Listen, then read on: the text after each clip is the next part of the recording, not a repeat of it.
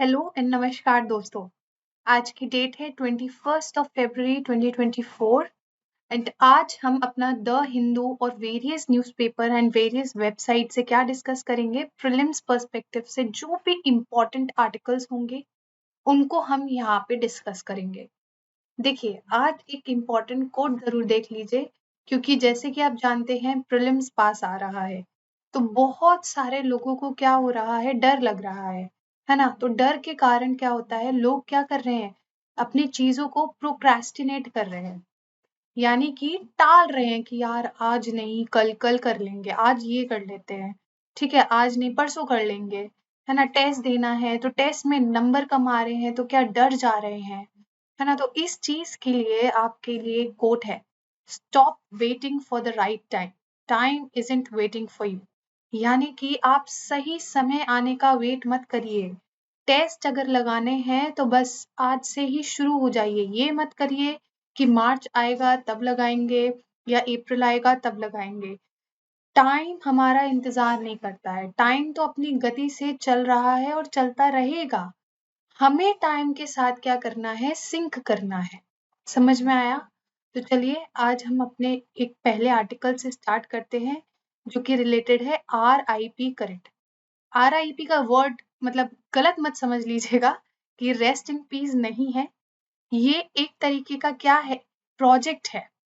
ये प्रोजेक्ट में क्या है, देखिए, INCOIS the Indian National Centre for Ocean Information Services और ISRO the Indian Space Research Organisation, ये दोनों मिलकर एक प्रोजेक्ट लॉन्च कर रहे हैं, जहां पे ये लोग RIP करंट को क्या करेंगे, स्टडी करेंगे। अब आप सोच रहे होगे RIP करंट होता क्या है।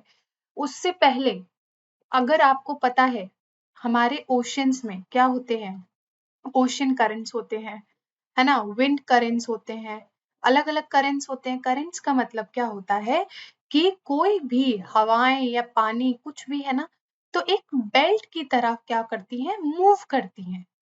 मतलब यहाँ की जो चीज होगी वो ऊपर पहुंचा देंगी, वहां की जो चीज है वो नीचे पहुंचा देंगी, ऐसे कोई एक बेल्ट बनती है, ठीक है। तो ये ही क्या होता है, एक तरीके का करंट होता है। समझ में आया? तो ये जो है इसरो और इनकॉइस, ये दोनों मिलके RIP करंट को लॉन्च मतलब स्टडी करना है। अब आप सोच रहे होगे कि RIP करंट होता क्या है। देखिए, RIP करंट क्या होता है, जैसे मान लीजिए ये आपका बीच है, यहाँ पे आपका पानी है फुल, ठीक है। अब ये पानी है ना जो, तो यहाँ से जो वेव्स आ रही हैं, ठीक है, और यहाँ पे ये वेव्स नीचे की तरफ से वापस जा रही हैं, ये क्या बन रही है, एक बेल्ट बन रही है। तो ये क्या हो गया, आपका RIP करंट हो गया। याद रखिएगा, ये हॉरिजॉन्टली मूव कर रही है, वर्टिकली कोई मूव नहीं कर रही है। अब इसमें प्रॉब्लम क्या हुई, देखिए कोई स्विमर है जो स्विम कर रहा है यहाँ पे, ठीक है, यहाँ पे स्विम कर रहा है।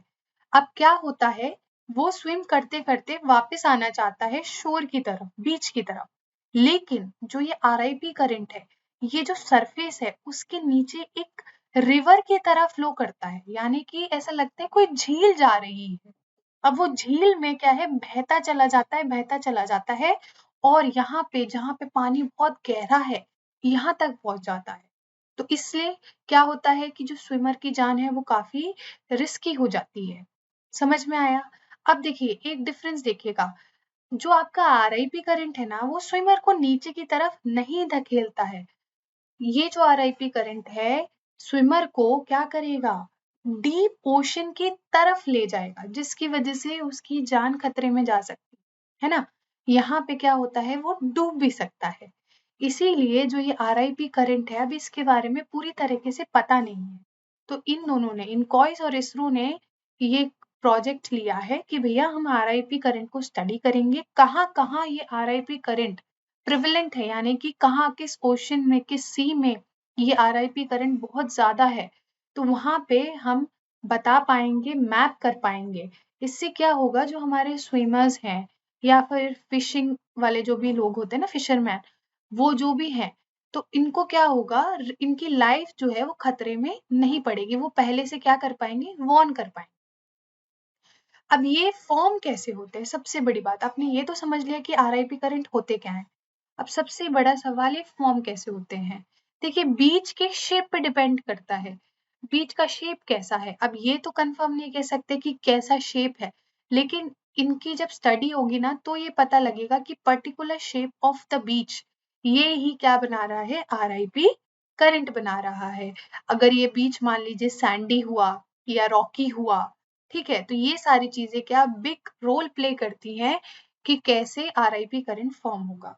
अब बीच के फीचर्स पे भी डिपेंड करता है, जैसे ड्यून्स हो गए, सैंडबार्स हो गए, पायर्स हो गए, रीफ्स हो गए, है ना, इन सारी चीजों से भी क्या होता है, आरआईपी करंट बन सकता है।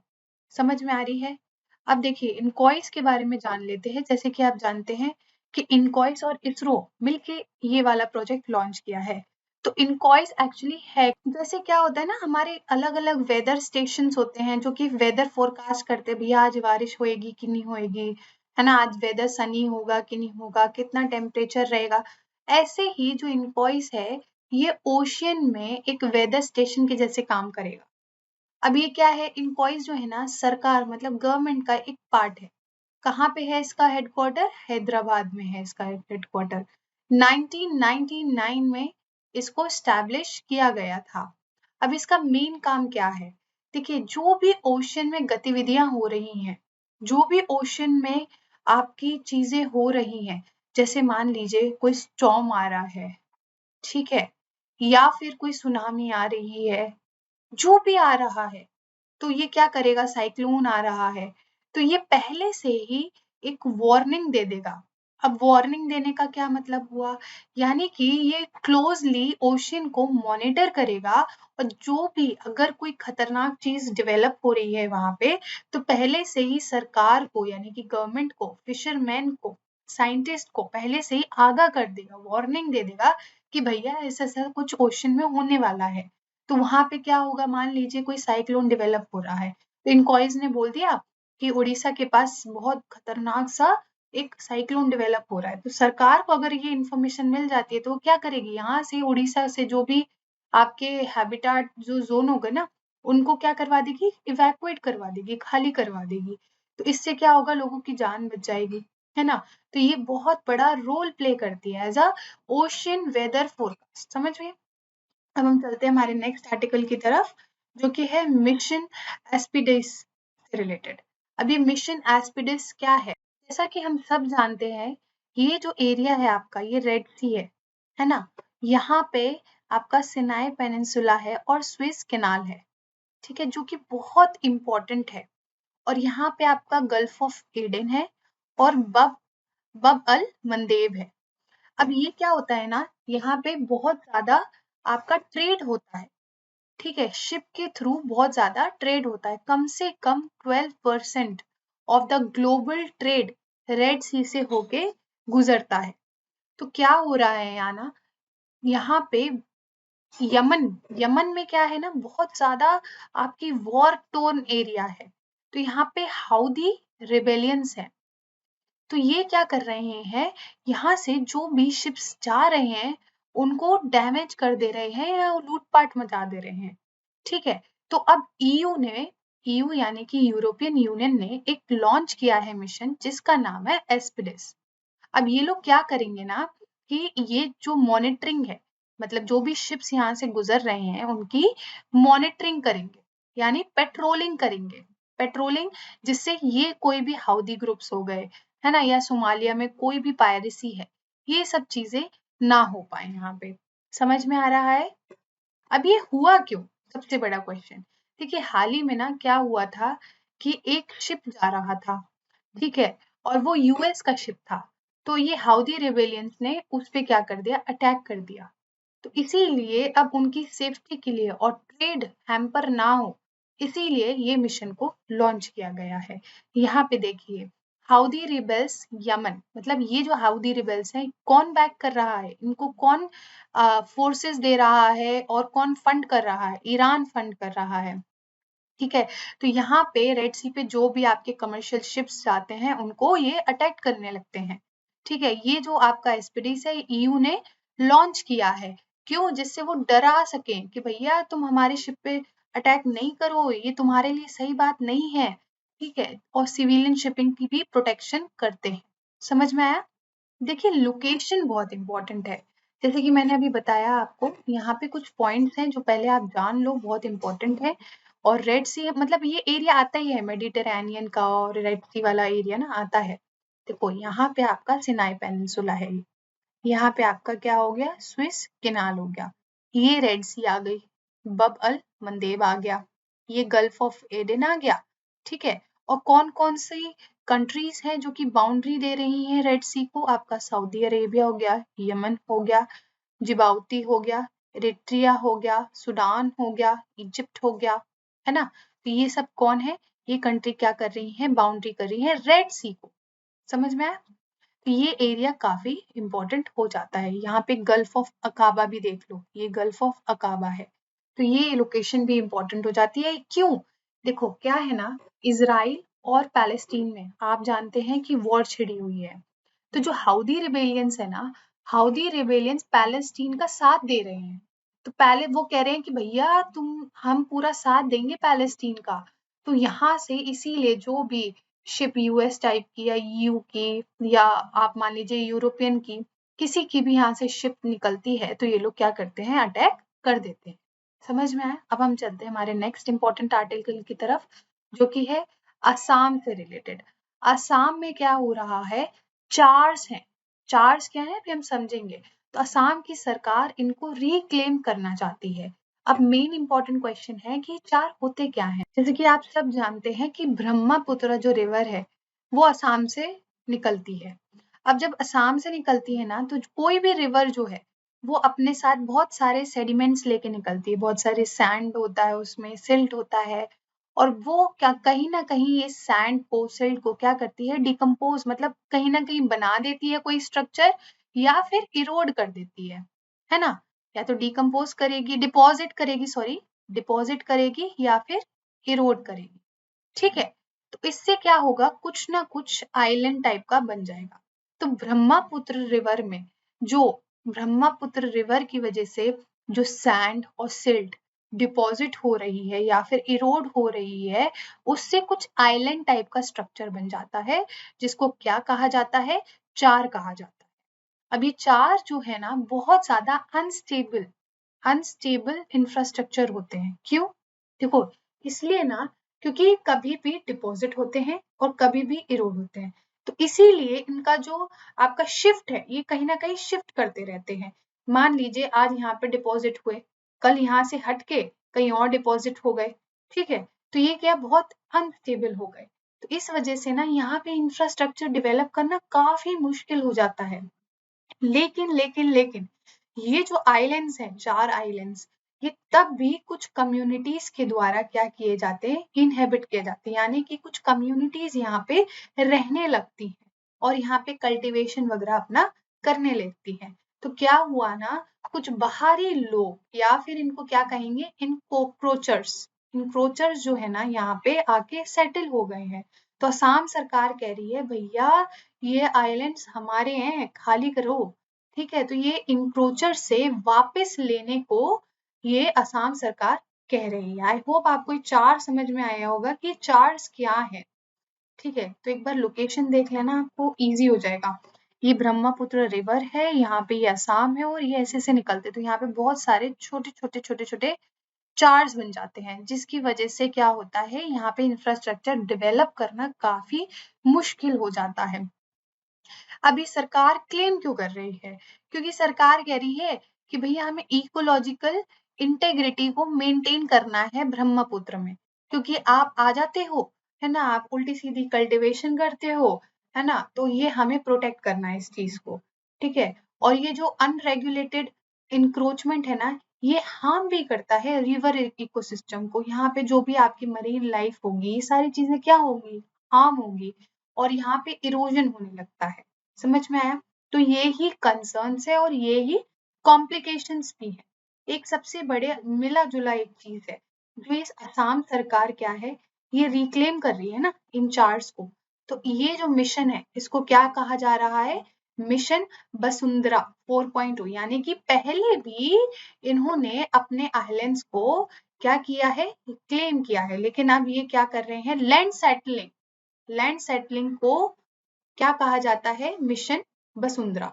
अब ये 1.0 लॉन्च हुआ, 2.0 लॉन्च हुआ, 3 लॉन्च, तो ये जो 4.0 है ना, ये चार से रिलेटेड, ठीक है, यानी कि चार्स का लैंड सेटलमेंट हो रहा है।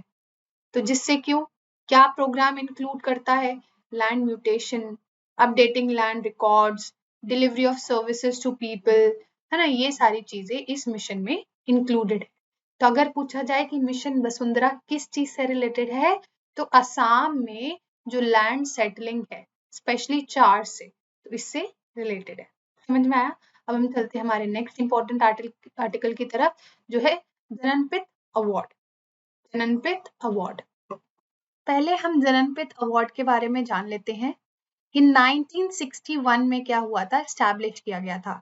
ये इंडिया का सबसे पुराना और हाईएस्ट लिटरेरी अवार्ड है, यानी कि ये जो भी लिटरेचर का वर्क होता है, जो भी लोग, जो भी इंडियंस आपके लिटरेचर में कंट्रीब्यूट करते हैं, ये अवार्ड उनको जाता है, ठीक है।